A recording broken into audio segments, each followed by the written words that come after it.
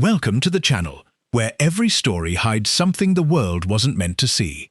Tonight's case begins with something as ordinary as a recipe card, flour, butter, a grandmother's handwriting, and ends with a woman dead before the week was out. Her name was June Ainsley. She wanted to share something beautiful. Someone wanted it buried instead. Detective Hester Vane doesn't believe in coincidences, and she doesn't believe a perfect pie crust is worth a life, unless there's a secret baked into it that someone couldn't let the town taste. Stay with us. The recipe is only where it starts. Part 1. The recipe. The town of Marrow Hollow had exactly one bakery, 2 churches, and a habit of knowing everyone's business before they'd finished deciding it themselves. It sat in a fold of the Vermont hills, where the mist came down early in autumn and stayed until the frost burned it off, and where the loudest sound most mornings was the creak of Ainsley's kitchen opening its shutters at 6.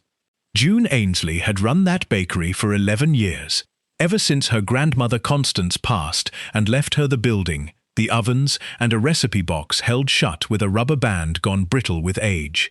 June was 43, unmarried, quick to laugh, slower to trust, and known around town for a blackberry pie that had, more than once, made grown men cry at the county fair. She wasn't famous. She wasn't trying to be.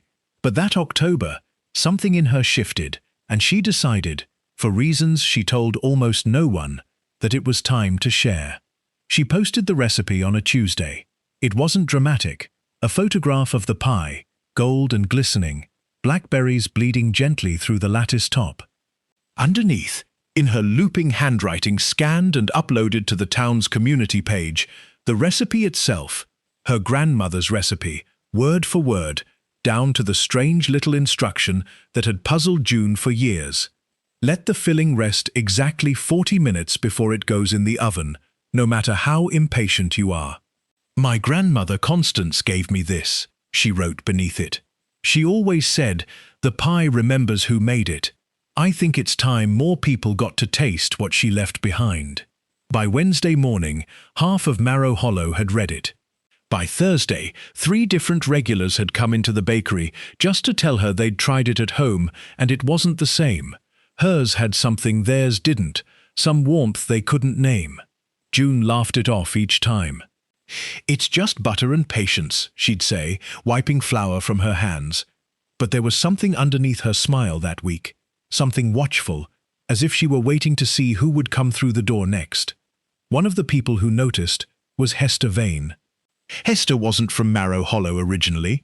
She'd transferred up from the city 8 years back, tired of a different kind of noise, and found something almost peaceful in small-town detective work, where the biggest case in a given month was usually a break-in at the hardware store. She was 51, silver threading heavily through dark hair she never bothered to dye, and she had a habit, one her late husband used to tease her about, of noticing things nobody else thought worth noticing. The way a person's hands moved when they lied, the half-second delay before a smile. The particular quiet of someone who was afraid, dressed up to look like someone who was fine. She'd come into Ainsley's kitchen that Thursday for coffee, same as most mornings, and found June behind the counter, looking somewhere else entirely, present in body, absent everywhere it mattered. You look like a woman doing arithmetic in her head, Hester said, settling onto her usual stool. June's eyes flicked to her, then away, then back, like she was deciding something. Just tired, she said. Recipe's gotten more attention than I expected. Good kind of attention? A pause. Not long. But Hester noticed it the way she noticed everything, filed it away without comment. Mostly, June said. Hester didn't push. That wasn't how you got people to talk in a town like this. You let the silence do the work, and sometimes it did. But June only refilled the coffee and changed the subject to the weather, and Hester let her, because pushing a friend wasn't the same as questioning a suspect, and June was, first and always, a friend. It was 2 days later, Saturday, that Hester noticed the second thing. She was walking past the bakery in the early evening, later than June usually stayed open, and saw her through the window in conversation with someone Hester didn't recognize. A man, maybe 60, wearing a coat too formal for Marrow Hollow's usual flannel and denim rhythm. He wasn't smiling. Neither was June. Their conversation had the shape of an argument, conducted in careful, lowered voices, the kind where both people know they're being watched by a town that talks, and are trying very hard not to look like they're fighting. Hester didn't stop, didn't stare, but she remembered the coat, and she remembered the way June's hand had gripped the counter's edge like she needed it to stay standing. She almost went back the next morning. She thought about ordering a slice of pie and asking, plainly, who was that, and are you all right? She thought about it over her own coffee, at her own kitchen table, turning the question over the way she turned over evidence, testing its edges, its weight. She didn't go. There was a small satisfaction, later, in admitting that most people, faced with the same hesitation, would have done exactly the same thing. You don't insert yourself into every strange conversation you glimpse through a window. You give people their privacy. You assume, because it's easier and usually true, that whatever trouble they're in is trouble they can handle. June Ainsley was found dead the following Friday. It was Marcus Webb, the mail carrier, who found her, face down in the small garden behind the bakery, where she grew the blackberries for the pie that had, within a week, made her both a local sensation and, it seemed, something far more dangerous. The county coroner would later note the position of the body, the bruising, the absence of any obvious struggle inside the kitchen itself, as though whatever had happened to June had happened quickly and had happened somewhere she'd trusted. Hester Vane stood at the edge of that garden 2 hours later, hands in her coat pockets, looking down at the outline the crime scene techs had chalked into the grass, and felt something colder than the October air settle into her chest. She thought of the coat, the lowered voices, the question she hadn't asked. The pie remembers who made it. June had written, and Hester found herself wondering, standing there in the fading light, whether the recipe had remembered something else too. Something somebody hadn't wanted remembered at all. She was going to find out. Part 2. What the Kitchen Knew. The official call came in at 6:40 that evening. Chief Daniel Okafor's voice, tired in the particular way of a man who'd hoped, right up until the coroner confirmed it, that this might still turn out to be an accident. It didn't. The bruising on June Ainsley's throat wasn't consistent with a fall, and the position of her body suggested she'd been moved after death, dragged the last several feet into the garden, rather than collapsing there on her own.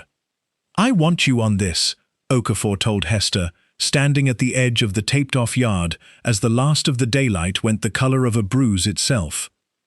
"Not because Simmons couldn't handle it, because you knew her."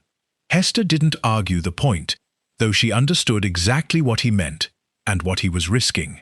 In a town of 4,000 people, knowing the victim wasn't a liability you could avoid. It was simply the condition of the job. The only question was whether you let it cloud you or sharpen you.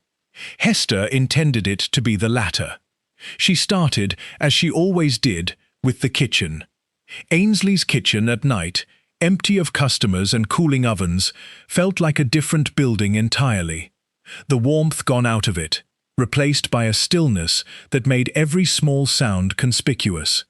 Hester walked the space slowly, the way she'd trained herself to walk any scene, not looking for the obvious thing first, but building a sense of what should be there, so that whatever was missing or wrong would announce itself. The recipe box sat on the counter exactly where June kept it, rubber band still looped around the lid, though Hester noted, and photographed, that it sat slightly askew from the flour dust outline on the wood beneath it, as if it had been lifted and set back down not quite where it started. She opened it with gloved hands. Recipe cards, dozens of them, most in a looping, old-fashioned hand Hester assumed was Constance's.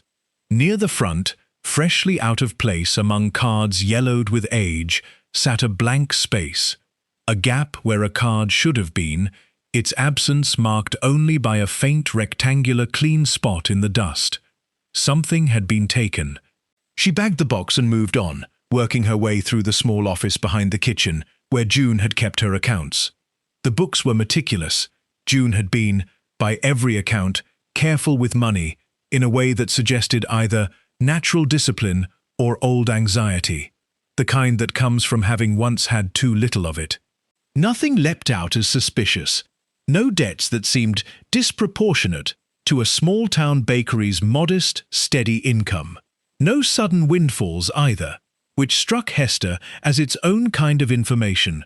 Whatever had gotten June killed, it likely hadn't been about money changing hands into her account.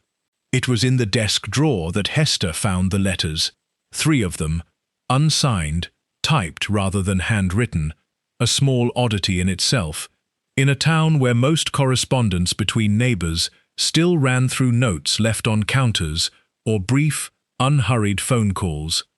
The letters were dated across the past 6 weeks, each one shorter than the last, each one carrying the same undertone beneath increasingly clipped language. You know what happens if this comes out. Think carefully before you post anything else. I'm asking you, for both our sakes, to leave the past where it belongs. This is the last time I'll ask nicely. No name, no return address.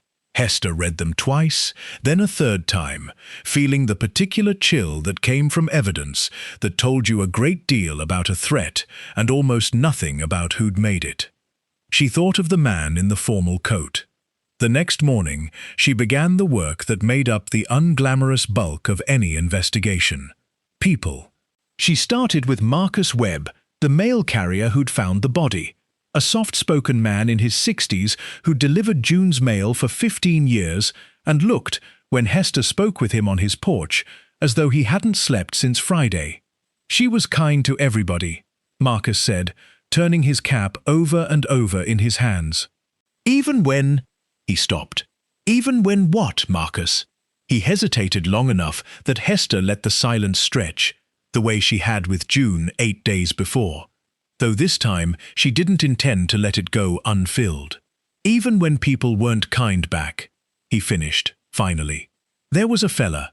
Came around a few times this past month. Older gentleman? Nice coat. Didn't seem like he belonged around here.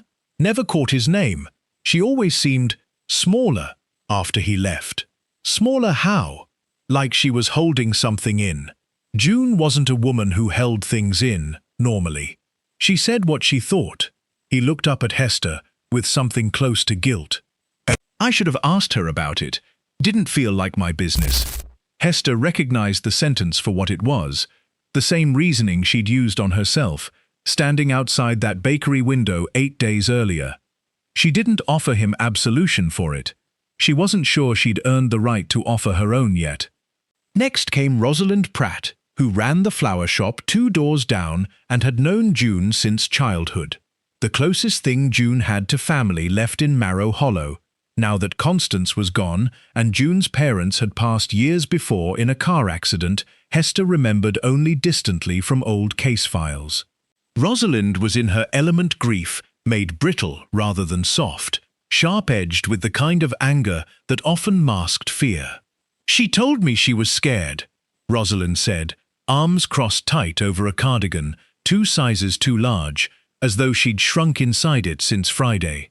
2 weeks ago, right after she posted that recipe, she said, "I think I've made a mistake, Ros. I told her to take it down if it was bothering her that much. She said it was too late, said the damage, that was her word, damage, was already done." Did she say what kind of damage? Rosalind shook her head, and for the first time her composure cracked, just slightly, at the edges. I keep thinking, if I'd pushed harder, she'd have told me, and maybe she'd still be baking pies and telling me I put too much fertilizer on my roses. Hester thanked her, promised, carefully, the way she always did, without over-promising what the law could actually deliver, that she'd find out what happened. Walking back to her car, she turned the pieces over, a missing recipe card, 3 unsigned letters, a man in a formal coat nobody could name, and a woman who'd known, 2 weeks before she died, that something she'd shared had already done damage she couldn't undo. The pie remembers who made it. June had written, Hester was beginning to think the recipe remembered something else entirely, and that whatever it was, it had a name. Part 3. The Name on the Card. Constance Ainsley had died 6 years before her granddaughter, in the same upstairs bedroom where she'd lived out her final decade, and by every account she'd left this world with far more questions attached to her than most people in Marrow Hollow ever bothered to ask while she was alive. Hester learned this on Monday morning, sitting across from Okafor with the department's old case files spread between them, and found herself wondering, not for the first time in this job, how much of any small town's peace was built on the collective agreement not to look too closely at its own history. Constance moved here in the 70s, Okafor said, sliding a thin folder across the desk. Before that, records get sparse. She wasn't from Vermont originally. The birth certificate on file says she was born in a town outside Albany, but there's a gap of almost 4 years in her documented history, right around when she'd have been in her early 20s. No marriage license for a first husband, if there was one, just shows up here already going by Ainsley, already with a young daughter, June's mother, in tow. Hester turned the folder's contents over slowly. A woman who'd arrived somewhere new with a different name, or no name attached to her past at all, wasn't inherently suspicious. Plenty of people came to small towns to become someone unburdened by wherever they'd been before. But paired with an unsigned threat, a missing recipe card, and a dead granddaughter, the gap read differently. It read like the shape of something deliberately left out. "I want everything on Constance you can find," Hester said. "And I want to know who owns a grey wool coat in a town where nobody wears anything but flannel." She got her answer to the second question faster than she expected. Rosalind Pratt called her that afternoon, voice tight with the particular urgency of someone who'd been turning something over since their last conversation, and finally worked up the nerve to say it out loud. "I remembered something," she said. "That man June was talking to. I think I've seen him before. Years ago. At Constance's funeral." Hester sat up straighter. "You're sure?" "Not sure. It was 6 years ago, and he stood at the back the whole service, didn't sign the guest book, left before the reception. But June pointed him out to me afterward, said she didn't recognize him, and it bothered her. She said something like, 'Who comes to a funeral and doesn't say who they are?'" "Did June ever find out?" "If she did, she never told me. There's one more thing. I've been going through old photos this week. I don't know why. Grief does strange things. And I found one from the town's 50th anniversary celebration. Must be 15 years back. Constance is in it, so is he, standing near her, not talking to her exactly, but close. I can bring it by." She did, an hour later, and Hester studied the photograph with the particular patience she reserved for evidence that might matter enormously or not at all. A younger version of the man, still grey-haired even then, still dressed slightly too formally for Marrow Hollow's summer festival, stood a few feet from Constance Ainsley, who was looking somewhere just past the camera with an expression Hester couldn't quite name. Not fear.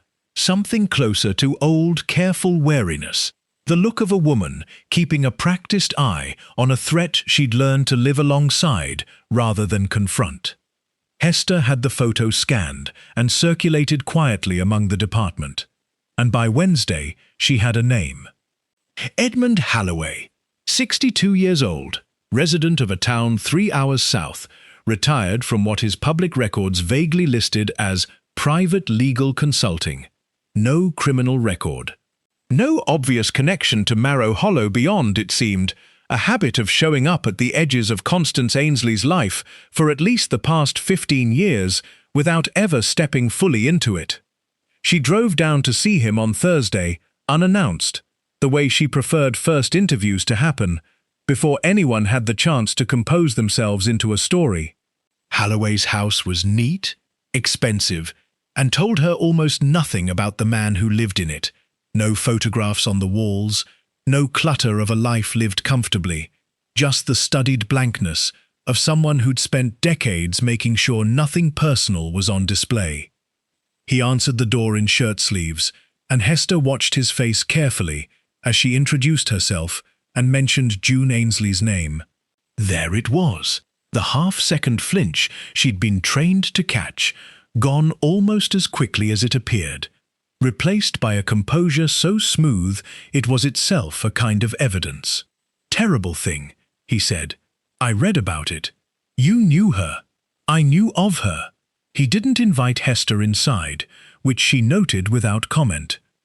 "I knew her grandmother, briefly, many years ago. Briefly enough that you attended her funeral and left before anyone could speak to you. Briefly enough that you visited her bakery 3 times this past month.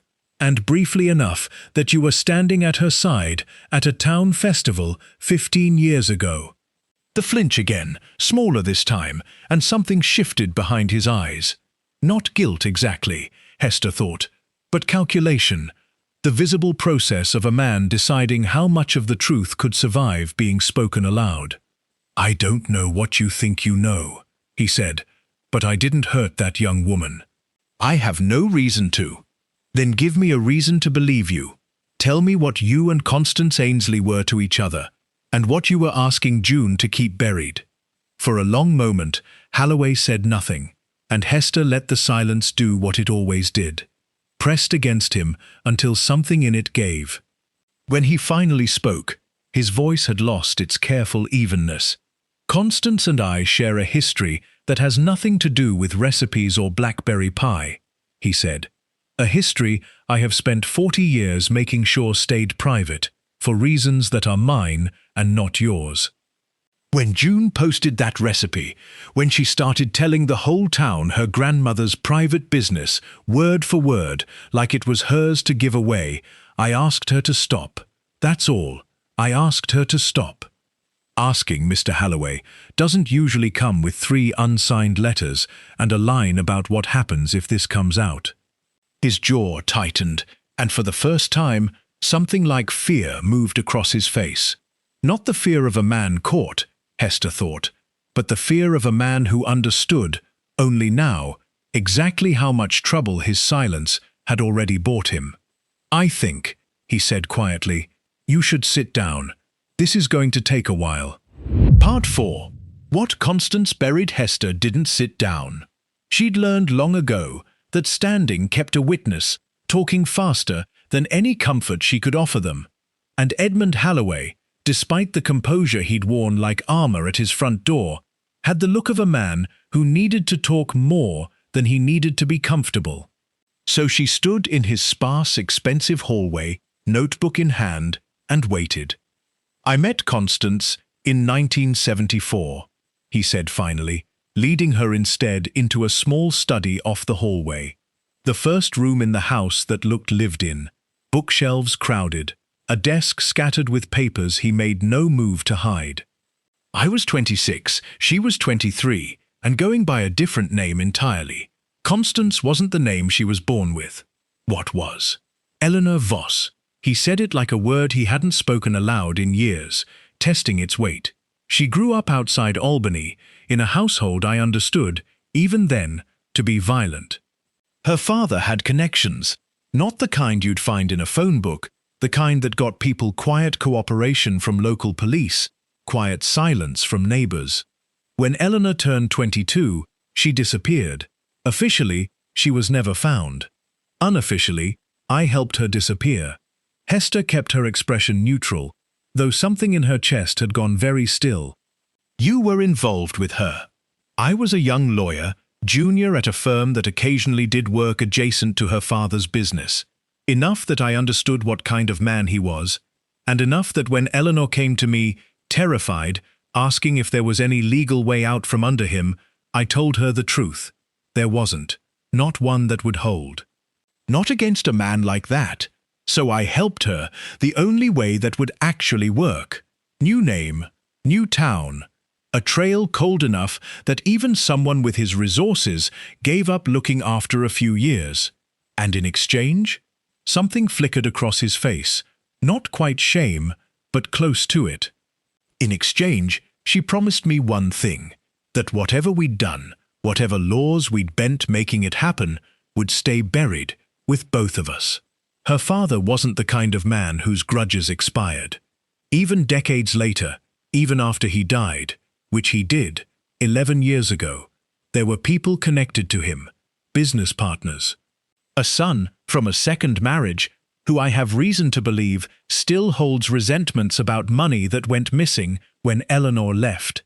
If it ever became public that Constance Ainsley of Marrow Hollow, Vermont, was once Eleanor Voss, the granddaughter she left behind would have inherited a danger she never agreed to.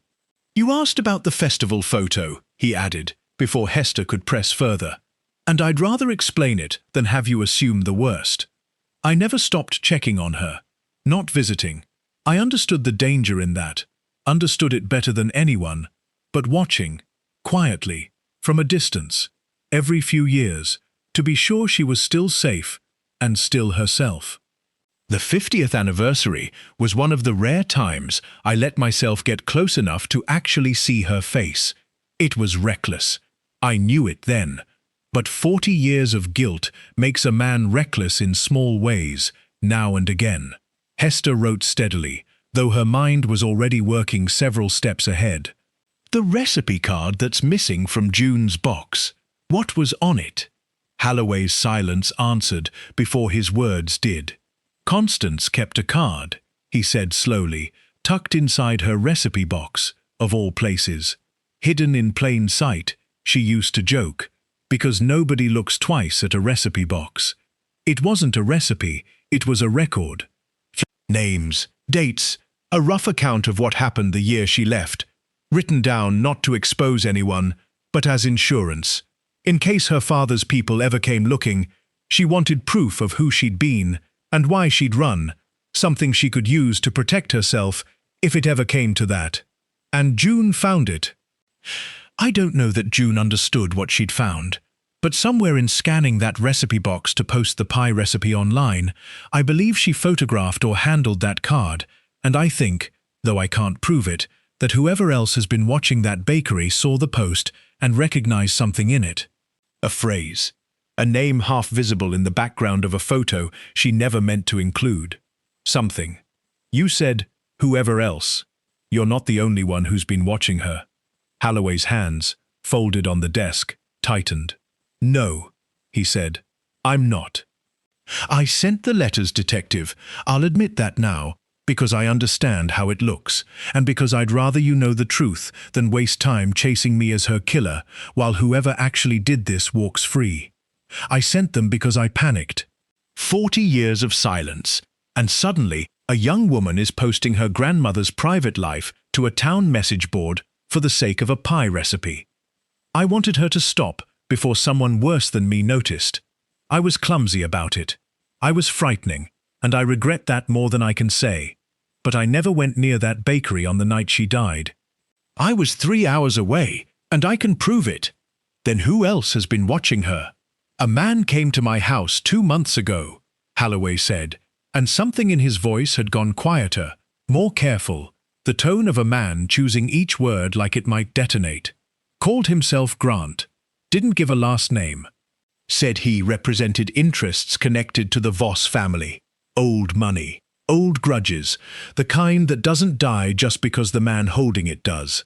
He wanted to know if I knew where Eleanor Voss's descendants had ended up. I told him I didn't. I lied, obviously. But I don't know what he did after that conversation. I don't know if he found his own way to Marrow Hollow." Hester felt the shape of the case shifting under her, the way it sometimes did.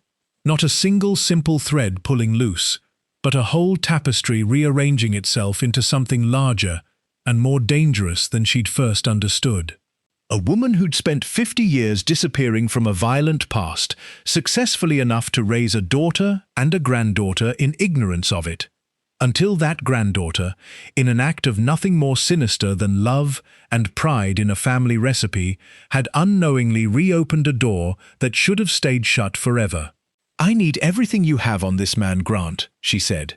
"Description, contact information, Anything. Holloway nodded, already reaching for a notepad. There's something else you should know, he added, not looking up. Something Constance told me. The very last time I saw her, about a year before she died. She said if anything ever happened to her, if anyone ever came asking questions about Eleanor Voss, there was someone else in town who already knew the truth. Someone she'd trusted with it, decades ago, in case she ever needed a second person to vouch for who she really was. Hester's pen stilled on the page. Who? Holloway looked up at her, and for the first time since she'd arrived, his composure gave way entirely to something that looked almost like grief. I don't know her name, he said. Constance never told me. She only ever called her the doctor. Part 5. The Dr. Marrow Hollow had one general practice. Dr. Eleanor Marsh's small clinic on Chestnut Street, a converted farmhouse where 3 generations of the town had gotten their vaccinations, their broken bones set, their bad news delivered gently. Hester had been a patient there herself since moving to town, had shaken Dr. Marsh's hand at the county fair more times than she could count, and had never once, in 8 years, thought to wonder what the woman might be keeping behind that practiced, professional calm. The name caught her first, Eleanor, the same name Constance had been born with before she became someone else entirely to survive. Hester told herself it was likely coincidence. She didn't quite believe it.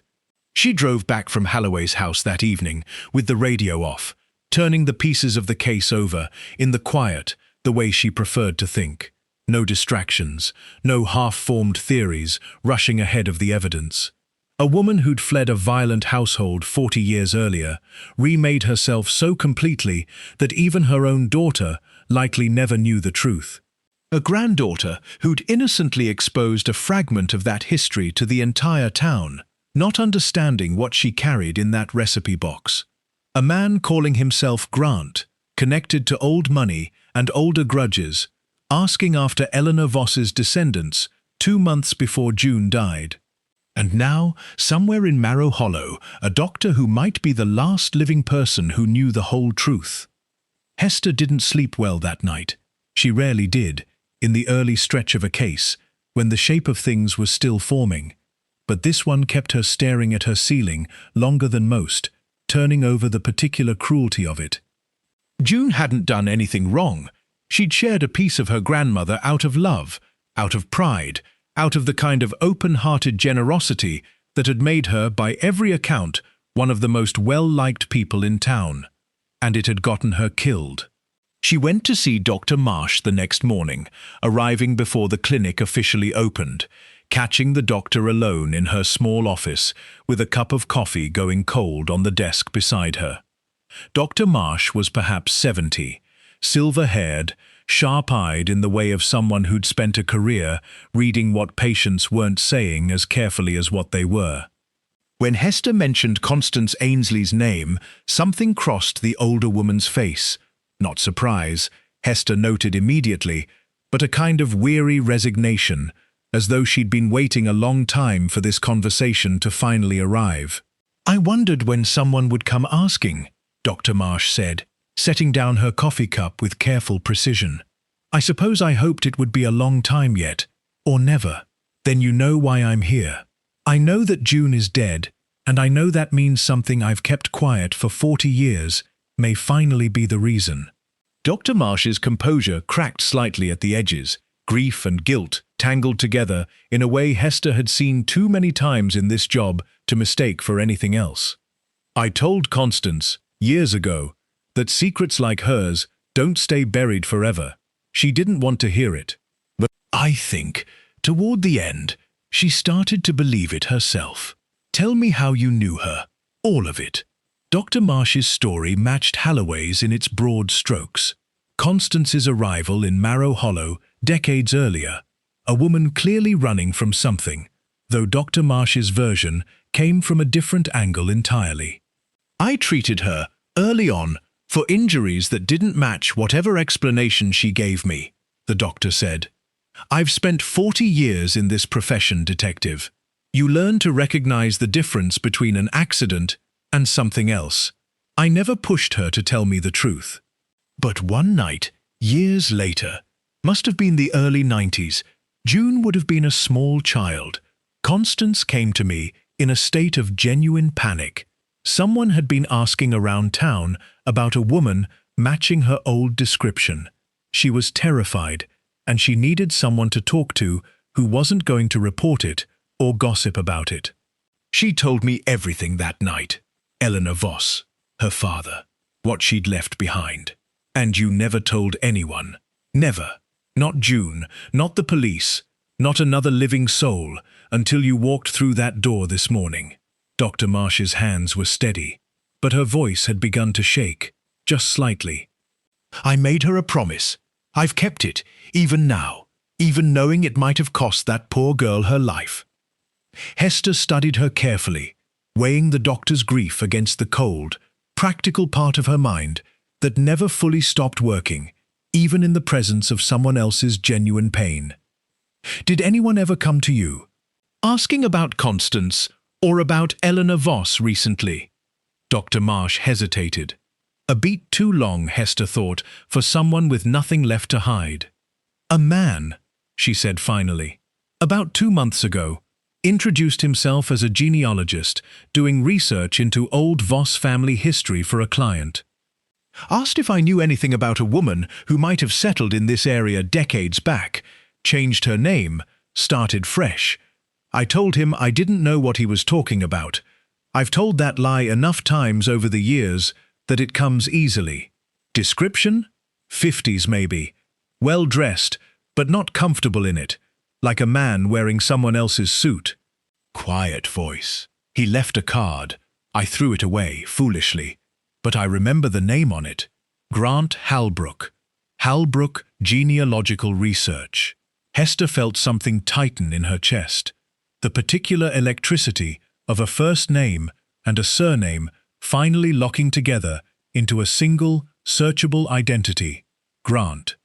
The same first name Halloway had given her the day before, now paired with a full name she could actually run. I need you to think carefully, Hester said. Is there anything else, anything at all, something Constance told you that might tell us who, specifically, could still be looking for her family? A name, a place, anything.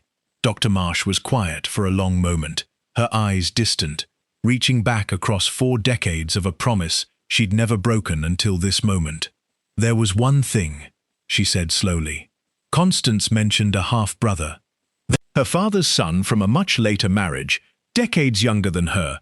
She said he'd have been just a boy when she left, wouldn't have even remembered her, except through whatever bitter stories his father told him growing up.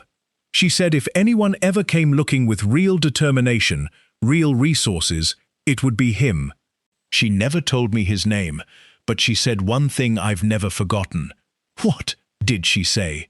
Dr. Marsh met Hester's eyes, and for the first time since she'd arrived, the older woman looked genuinely afraid. She said, if he ever finds us, he won't just want to talk. Part 6. Grant Halbrook. The name took less than an hour to confirm, and what it revealed unsettled Hester more than almost anything else in the case so far. Not because it was complicated, but because it was so carefully, professionally simple. She ran Grant Halbrook against the department's records the moment she left Dr. Marsh's clinic, cross-checking the surname against the bare first name Halloway had given her the day before, and watched the 2 threads lock together into a single identity. Halbrook Genealogical Research existed, technically, a registered business, 3 years old, a website with a handful of testimonials that read like they'd been written by the same person wearing different names. No physical office. No employees beyond, as far as the department's records search could determine, a single man. Grant Halbrook, 54. No fixed address on file for the past several years. A string of P.O. boxes across 4 states that suggested someone who preferred not to be easily found. It was the kind of front Hester had seen before, though rarely outside of the city. A legitimate-sounding business used as a legal, unremarkable excuse to ask deeply personal questions of people who had no reason to refuse a friendly genealogist doing family research. Nobody questioned a stranger asking about old family history. Everybody questioned a stranger asking about a woman in hiding. He's been building this identity for years, she told Okafor that afternoon, spreading what little she had across his desk. Long enough, carefully enough, that I don't think this started with June's recipe post. I think the post accelerated something that was already in motion. You think he already knew where Constance's family had ended up? I think he suspected. I think June's post, public, searchable, tied to a specific bakery in a specific town, gave him the confirmation he needed. A name, a location, a photograph. Everything Halloway said fit inside a recipe box he'd probably wondered about for years. Hester tapped the printout of Halbrook's business registration. He didn't need to break in and search her house for answers. She handed them to him. Okafor rubbed a hand over his face, the particular exhaustion of a small-town police chief realizing his quiet jurisdiction had just become something considerably larger and more dangerous than a domestic dispute or a hardware store break-in. So we've got a man with decades-old family money and a decades-old grudge, professional enough to build a cover identity, ruthless enough to kill a woman over information her grandmother buried before she was even born. That's my working theory, Hester said. But it's still a theory. I don't have him placed in Marrow Hollow the night June died. I don't have a witness who can identify him beyond a vague description from a doctor who met him once, 2 months ago, for 5 minutes. Then we find someone who can place him closer. Hester spent the next 2 days doing exactly that, canvassing every business along Main Street with Halbrook's DMV photo, a grainy license image that showed a nondescript man in his 50s, unremarkable enough to disappear into any crowd. Most people didn't recognize him. A few thought maybe, possibly, though none of them could commit to certainty. It was the kind of frustrating, grinding work that made up most real investigations. Not the sudden dramatic breakthroughs of television, but slow accumulation, one half-remembered face at a time. It was Thursday evening, walking back toward her car after yet another dead-end conversation at the hardware store, when Hester's phone rang. Rosalind Pratt's name on the screen, and something in the timing, after dark, unscheduled, put Hester's instincts on immediate alert. "There's a man outside my shop," Rosalind said, voice tight and low, clearly trying not to be overheard. "He's been standing across the street for 20 minutes. I think, Hester, I think it's the same coat, the grey one, from the photo. Stay inside, lock the door, I'm 4 minutes away." Hester drove faster than she should have through Marrow Hollow's narrow streets, pulse steady but focused, the particular clarity that came over her in moments like this. Not panic, but a kind of sharpened attention, every sense tuned to the possibility of danger. She pulled up half a block from the flower shop with her lights off, scanning the street. The man was gone. She found Rosalind inside, deadbolt thrown, standing well back from the windows with her arms wrapped around herself, badly shaken but composed enough to describe what she'd seen. A man in his 50s, grey coat, standing across the street for nearly half an hour, watching the shop with the kind of stillness that read as deliberate rather than accidental. He hadn't approached. He hadn't done anything Hester could technically charge if she'd caught him. He'd simply watched, and then, sometime in the 4 minutes it had taken her to arrive, he'd disappeared. "Why me?" Rosalind asked, once Hester had checked the building, confirmed the doors were secure, and radioed for a patrol car to sit outside for the night. "I didn't even know Constance's real name until you started asking questions. I don't know anything." "He doesn't know that," Hester said quietly. "He only knows you were close to June. Close enough that if she told anyone what she'd found in that recipe box, or what it meant, it might have been you." Rosalind's face went pale, in a way that made Hester's chest tighten with a guilt she recognized immediately and hated just as immediately. The particular guilt of an investigator who understood that her own presence in this case, her own questions, might have painted a target on someone who'd done nothing but grieve a friend. "I want a car outside your shop and your house until this is resolved," Hester said. "I want you to tell me immediately if you see him again, or anyone unfamiliar, or anything that feels wrong. I know that's not much comfort. It's what I can give you right now." She left Rosalind with the patrol officer 20 minutes later and sat in her own car outside the flower shop for a long while before driving home, turning over the shape of what she now understood with cold clarity. Grant Halbrook wasn't simply gathering information anymore. He was narrowing his search, working outward from June's death toward anyone who might know more than they'd said. And Rosalind, blameless, grieving Rosalind, had just become visible on that list. Hester thought of June's words to Rosalind 2 weeks before she died. "I think I've made a mistake." She thought of the missing recipe card, the 3 unsigned letters, the careful decades Constance Ainsley had spent building a life safe enough to raise a family in. Somewhere in Marrow Hollow, a man was hunting the last threads of a woman who'd been dead for 6 years, and he wasn't going to stop until every one of those threads had been cut. Hester intended to find him first. Part 7. The trap sleep that night wasn't a serious option, and Hester didn't pretend otherwise. She sat at her kitchen table with every piece of the case spread in front of her. The photograph from the 50th anniversary festival, Halloway's notes, Dr. Marsh's account, the DMV image of Grant Halbrook that had, so far, yielded almost nothing beyond confirmation that he existed. By 2 in the morning, she'd stopped looking for a single dramatic breakthrough and started doing what actually solved cases like this one, building a pattern. Halbrook wasn't reckless. Everything about him, the shell business, the careful cover story, the P.O. boxes scattered across 4 states, suggested a man who thought several steps ahead, who understood exactly how far he could push before drawing real attention. He hadn't approached Rosalind directly. He'd watched and then vanished the moment law enforcement arrived. That wasn't the behavior of someone acting on blind rage.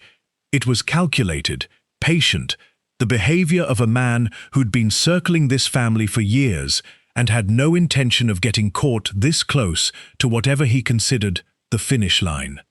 Which meant, Hester realized around 3 in the morning, that he almost certainly wasn't finished in Marrow Hollow. He'd come this far. He wouldn't leave without whatever he'd actually been searching for, and Hester still didn't know exactly what that was.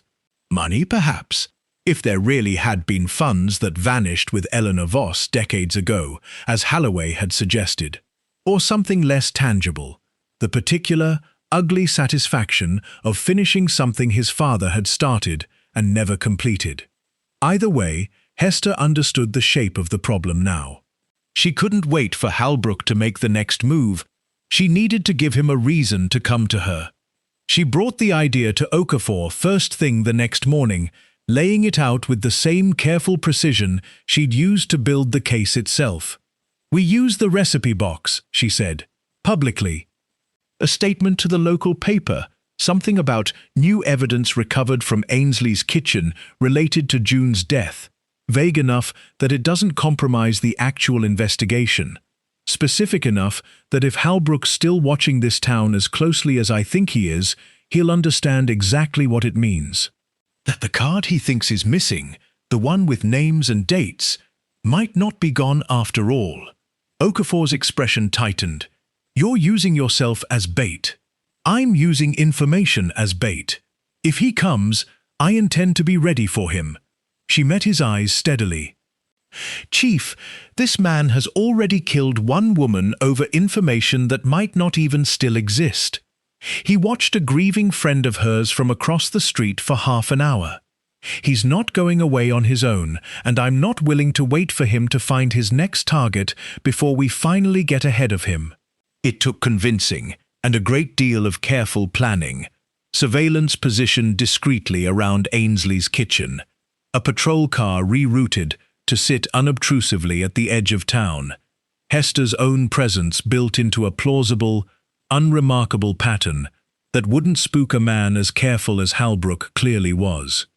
The local paper ran the piece 2 days later, buried on page 4, exactly the kind of small-town item that would draw no outside attention at all, unless you were the one person in the world who'd spent years searching for exactly this thread. Additional evidence recovered from Ainsley's kitchen investigation may shed new light on victims' family history, sources say. Hester spent the following 3 days in a state of careful, exhausting patience, working the bakery's kitchen, reopened briefly under police supervision, ostensibly to process additional evidence, in reality, to give her a legitimate reason to be present there at all hours without drawing suspicion. She kept the lights on longer than necessary each evening. She made sure her car was visible in the small lot out back. She waited. He came on the 4th night. Hester heard the back door first. Not forced, exactly, but manipulated with the quiet competence of someone who'd clearly done this kind of thing before. The lock giving way with barely a sound. She'd positioned herself in the small office behind the kitchen, lights off, service weapon within reach, every instinct trained toward the doorway. When the figure stepped through, moving with the same unhurried carefulness Rosalind had described watching from across the street, Hester recognized him instantly from the DMV photograph, though in person he seemed smaller somehow, less imposing than the shape he'd taken in her mind over the past 2 weeks. Just a man, grey-coated, moving through a dead woman's kitchen with a flashlight he kept low and careful. "Grant Halbrook," Hester said, stepping into the doorway, weapon lowered but visible. "Marrow Hollow Police. I need you to keep your hands where I can see them." He didn't run. That surprised her, slightly. She'd braced for flight, for the scramble toward the back door, for the chase she'd half expected to end this. Instead, he went very still, and then, slowly, something almost like relief crossed his face, as though some long, exhausting performance had finally been allowed to end. "You found the letters," he said. It wasn't a question. "I found quite a lot of things, Mr. Halbrook. I think it's time you told me what you were looking for and what happened the night June Ainsley died." He raised his hands slowly, and Hester noted, with the same clinical attention she brought to every detail of a scene, that they weren't shaking. Whatever else he wasn't a man overtaken by panic now that he'd finally been caught. If anything, he looked almost tired, the particular exhaustion of someone who'd spent years chasing something and had run entirely out of road. "My father spent the last 20 years of his life obsessed with a woman who left him with nothing but debts and a business half destroyed," he said quietly. "Eleanor Voss, my half-sister, though I never knew her, not really.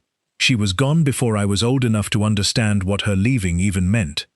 All I knew growing up was the story my father told, over and over, about the money she took with her when she ran. Money that was supposedly owed to him, money he swore, until the day he died, that she'd stolen and hidden somewhere, waiting to be found. And you believed him?" "I believed there was money somewhere. I don't know if I believed his version of how it got there." Something flickered across Halbrook's face. Not quite regret, but close enough to it that Hester filed it away carefully. "I spent years trying to trace her. Dead ends, mostly. Then that recipe showed up online. A bakery in Vermont. A grandmother named Constance. A card in the background of a photograph that showed just enough handwriting for me to recognize a name I'd been searching for my entire adult life. So you went to Marrow Hollow." "I went to talk to her," he said, and for the first time, his voice cracked, just slightly. "That's all I meant to do, Detective. I swear to you, that's all I meant to do." Hester kept her weapon steady, kept her voice level, though something in his tone had just told her the confession she'd been building toward for 2 weeks was finally, at last, about to arrive. "Then tell me," she said quietly, What happened when you did? Part 8. What happened in the garden? Halbrook lowered himself slowly onto the small stool beside June's desk, not asking permission exactly, but moving with the careful, deliberate motion of a man who understood he had nowhere left to run and no reason left to pretend otherwise. Hester didn't stop him. She'd learned over 20 years of this work that confessions came easier when a person was allowed some small measure of dignity in the telling, even when the story itself carried none. "I came to Marrow Hollow 3 weeks ago," he said, staring at a point somewhere past Hester's shoulder, his voice flat, with the particular exhaustion of a man finally setting down something he'd carried for a very long time. "I told myself I was just going to look. See the bakery. See if the woman in that photograph really was who I thought she was. I didn't have a plan beyond that, not really. I know how that sounds, given everything, but it's the truth. And then I saw her, June, behind the counter, laughing with a customer, completely unaware that anyone in the world was looking at her and thinking about money her grandmother supposedly stole 40 years before she was even born." His jaw tightened. "I told myself I'd just ask, politely, see what she knew, if anything. I never intended for it to go further than a conversation, but it did. The first time, it was just talk. I introduced myself with a different name, told her I was researching local history for a project, asked general questions about her grandmother. She was friendly, open, told me more than she probably should have told a stranger, but that was who she was. I understood that much about her, even in those few minutes. Warm, trusting." He closed his eyes briefly. "The second time, I pushed harder, asked directly about Constance's history before Marrow Hollow. She got quiet. Guarded, said her grandmother never talked much about her life before, and she didn't see why it mattered to a stranger doing local history research. I think, looking back, that's when she started to suspect I wasn't who I said I was." Hester thought of Rosalind's account. "I think I've made a mistake, Ros," said the damage was already done, and felt the pieces settling into place with the particular cold clarity of a case nearing its end. "The third time," Halbrook continued, "was the night she died. The room went very still. Hester kept her weapon lowered but ready, her attention absolute. I went to the bakery after closing. I'd seen her go out back, into the garden, and I followed her. I told myself, one more conversation, one last attempt to get her to just tell me what she knew, where the money might be, anything. She was startled to see me there. Frightened, actually, in a way she hadn't been the first 2 times. I think by then she'd pieced together enough, my questions, maybe something she'd found in that recipe box after all, to understand I wasn't there for a history project. What did she say to you? She told me to leave. Said she didn't know anything about any money, that whatever her grandmother had run from was her grandmother's business and had nothing to do with her, and that she was calling the police if I didn't get off her property." His voice had begun to shake, the composure finally cracking under the weight of the memory. "I panicked. I grabbed her arm, just to stop her, just to keep her from going inside and making that call, before I could explain myself. That's all I meant to do. I swear that's all I meant. And she pulled away hard, and she fell. Hit her head on the edge of the stone border around the garden bed." Hester's chest tightened, though her expression didn't change. "And then? She wasn't moving. I checked.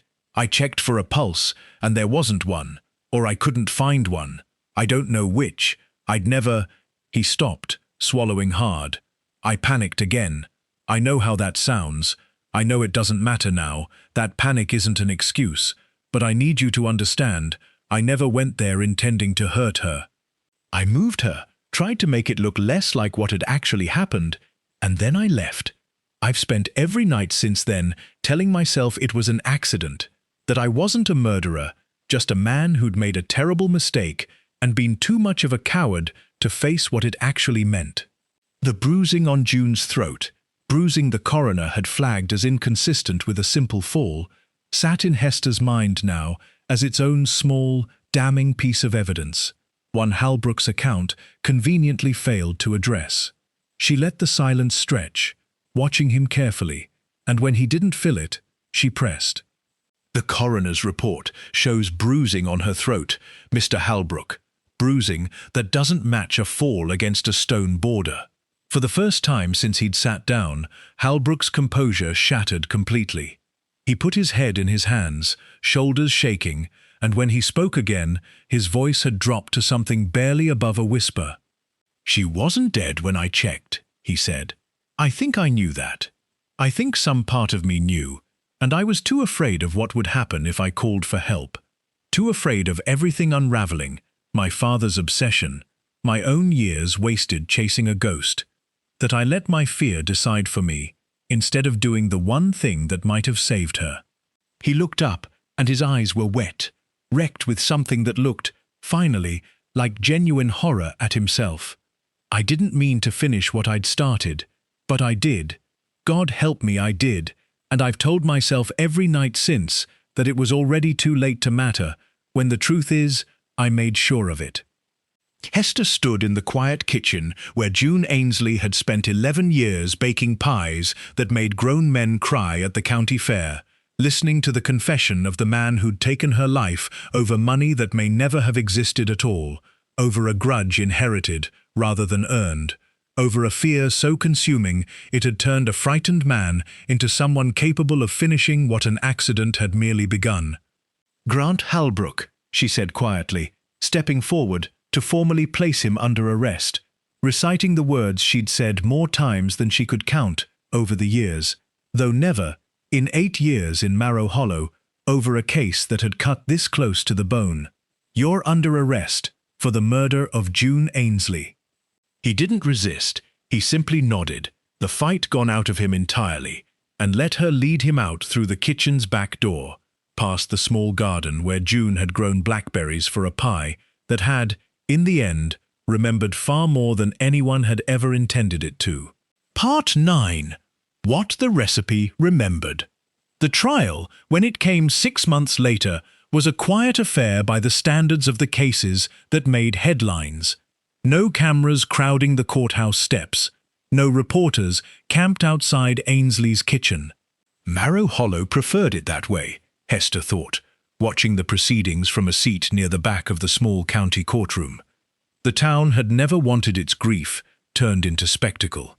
It had simply wanted the truth, and an ending it could finally, carefully, begin to live alongside. Grant Halbrook pled guilty in the end, sparing the town a lengthy trial and sparing himself, perhaps, the particular cruelty of having his father's 40-year obsession picked apart in public, piece by piece, for a jury of strangers. He was sentenced in early spring, and Hester attended that final hearing not out of any professional obligation, her part in the case had concluded months before, but because she'd promised Rosalind Pratt she would be there, a witness to the ending on behalf of a friend who could no longer witness anything at all. Afterward, standing on the courthouse steps in the thin March sunlight, Rosalind turned to her with an expression Hester had come to recognize over the long months of the investigation.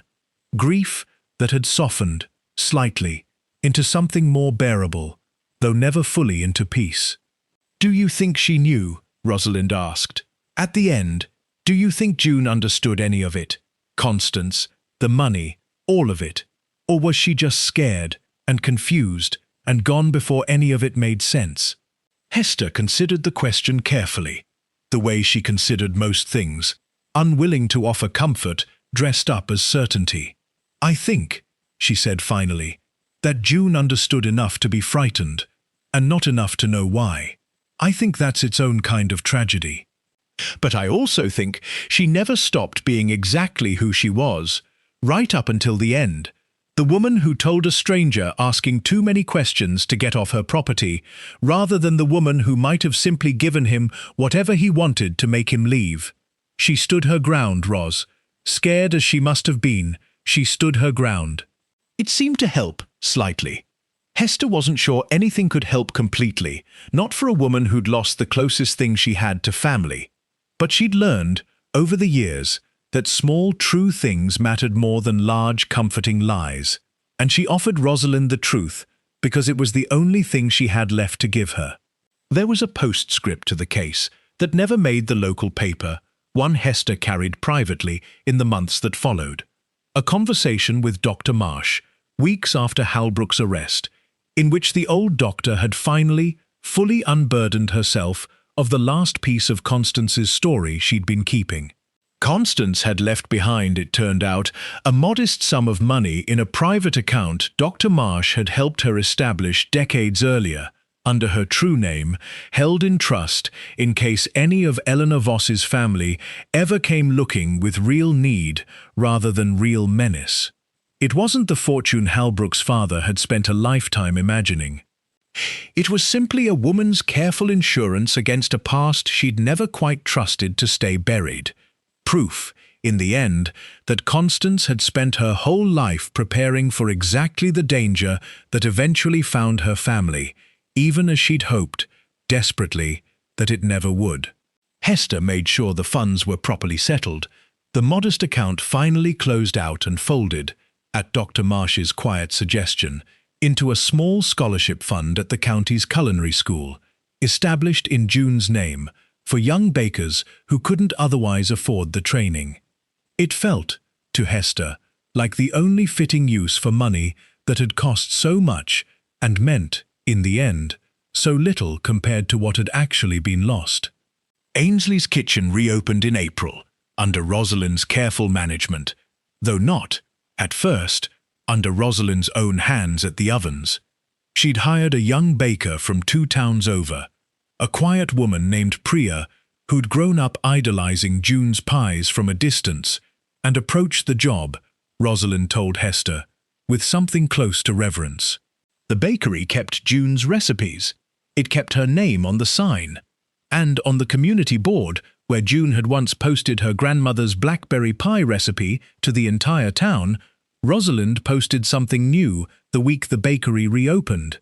Not a recipe this time, but a short note, written in her own careful hand, and photographed the same way June's had been. June believed food was meant to be shared, not hoarded, that a family's history, even the parts that were hard, deserved to be passed down rather than buried. We're keeping that belief alive here. Come taste what she left behind. Hester read it standing at the counter one morning in early May, coffee in hand, sunlight coming warm through the same windows she'd once glimpsed June through, deep in a quiet, frightened conversation with a man in a grey coat. She thought, not for the first time, about the particular strangeness of a case like this one, how something as small and ordinary as a pie recipe, shared with nothing but love and pride behind it, had unearthed a 50-year-old history of violence and fear, had cost a woman her life, and had, in the end, brought a scattered handful of people, a lawyer haunted by an old promise, a doctor who'd kept a decades-long secret, a florist grieving her closest friend, a detective who'd learned, slowly, painfully, exactly how much could hide behind an ordinary Tuesday morning, together in service of finally, fully telling the truth. The pie remembers who made it.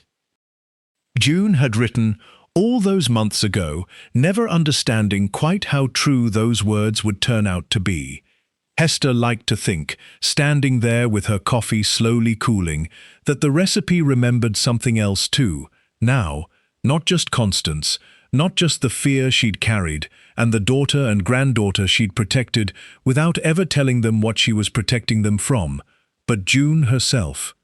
Her warmth, her stubbornness, the particular grace of a woman who'd shared something beautiful with an entire town, asking for nothing in return except the simple, ordinary joy of watching people taste something her grandmother had made and love it exactly as much as she did. It wasn't justice, not entirely. Nothing ever fully was, in Hester's experience, no verdict capable of returning what had actually been lost. But it was something close to it, an ending, honestly earned, a town that finally understood the whole of what had happened, rather than living forever inside a mystery it would never be allowed to solve. Hester finished her coffee, left payment on the counter beside a slice of pie she hadn't ordered, but Priya insisted on giving her anyway. On the house, detective, always, for as long as I'm here, and stepped back out into the ordinary rhythm of Marrow Hollow's morning, carrying with her, as she always did, the particular weight of a case finally closed, and the quiet certainty that somewhere, in towns just like this one, another door was already waiting to be opened. She hoped, this time, it would take longer to find.